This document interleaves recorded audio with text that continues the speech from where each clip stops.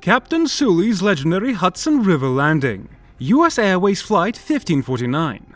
January 15, 2009 was the day that a U.S. Airways Airbus A320 aircraft landed on the Hudson River. Of course, this was a crash landing, but thanks to the pilot's skills and response, all 150 passengers and 5 crew members survived. This cannot go without mentioning Captain Chesley Sullenberger, who was effectively known as Sully. He was the individual responsible for piloting the flight. Sully, along with the first officer Jeffrey Skiles, stood headstrong against a life-threatening crisis. His heroic role in rescuing Flight 1549, which came to be known as Miracle on the Hudson, is a story worth hearing about. Thanks to Sully's sharp thinking and ability to deal with adversities, he became a national hero by saving 155 lives. Flight 123, this is Control Tower. You're cleared for takeoff into a world where aviation history unfolds, revealing untold stories of triumph and tragedy. Welcome aboard to Aero Accident, and buckle up for a captivating journey as we unravel the mysteries of the skies together. U.S. Airways 1549. U.S. Airways Flight 1549, also referred to as Cactus 1549 by its radio name, was a flight that was supposed to travel from LaGuardia Airport in New York City to Charlotte, North Carolina. This flight took place on the afternoon of January 15, 2009. The plane used for this flight was an Airbus A320 with the registration N106US, and it was equipped with 2 General Electric JFM56 engines. This particular aircraft was brand new when it was delivered to U.S. Airways in August 1999. Both Captain Sullenberger and First Officer Skiles were highly experienced pilots. Captain Sullenberger had a significant amount of flight experience, including nearly 20,000 flying hours at the time of the incident. Among these hours, he had accumulated 4,756 hours specifically on the A320 aircraft. On the other hand, First Officer Skiles had just 37 hours of experience on the A320, as he was a newly assigned pilot to this type of aircraft. However, he had an impressive total of over 20,000 flying hours in his aviation career. What happened after takeoff? During the plane's takeoff, everything seemed normal at first. The aircraft went through the pre-flight checks and started its takeoff without any problems. However, shortly after the plane began to climb, it collided with a large group of birds, specifically Canadian geese. This collision was so significant that it blocked the view out of the pilot's front window. This bird strike happened at an altitude of just under 3,000 feet, and the plane was about 4.5 miles away from the airport. Right after hitting the birds, both of the plane's engines suddenly stopped working. Despite this, the plane continued to climb for about 19 more seconds before it started to glide downwards. The pilots, Captain Sullenberger and First Officer Skiles, took immediate action. Captain Sullenberger took control of the aircraft and First Officer Skiles, who had been flying during takeoff, tried to restart the engines. Just 22 seconds after the bird strike, Captain Sullenberger calmly radioed a mayday call saying, "This is Cactus 1549. We hit birds. We've lost thrust on both engines. We're turning back towards LaGuardia."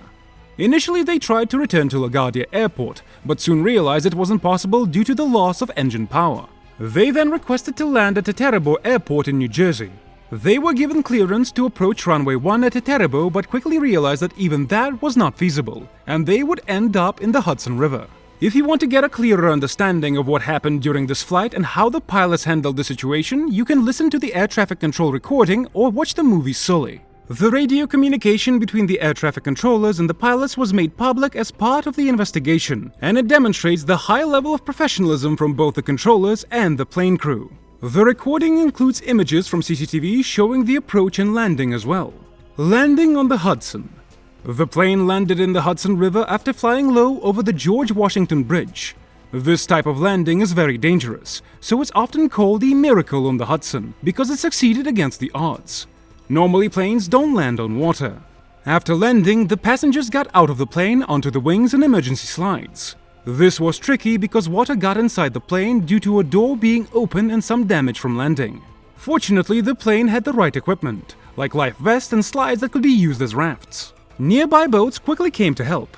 2 ferries from NY Waterways were the first to arrive and started rescuing passengers. Others, like the Coast Guard and emergency services, also came to help. All the passengers were taken out of the plane and the water 24 minutes after it landed in the Hudson. Alright folks, let's hear a quick joke. Why did Captain Sully bring a paddle to the Hudson River? Because he heard it was the fastest way to land a plane. Hey, if you haven't already, please subscribe to our channel, Aero Accidents, and ring that notification bell so you never miss a riveting story like this. Now let's dive back into the story. The crash aftermath and investigation. After the crash, the National Transportation Safety Board looked into what happened.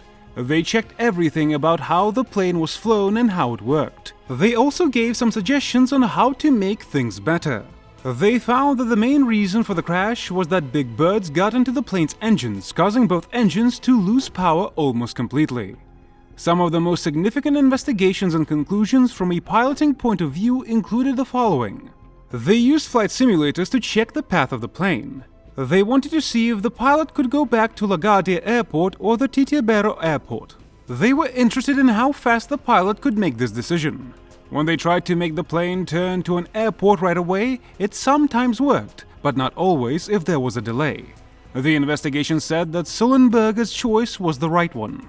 2. Turning on the APU early was really important when the plane had to land in the water. It kept all the systems working. Sullenberger did this quickly, even though it was supposed to be done later when both engines failed.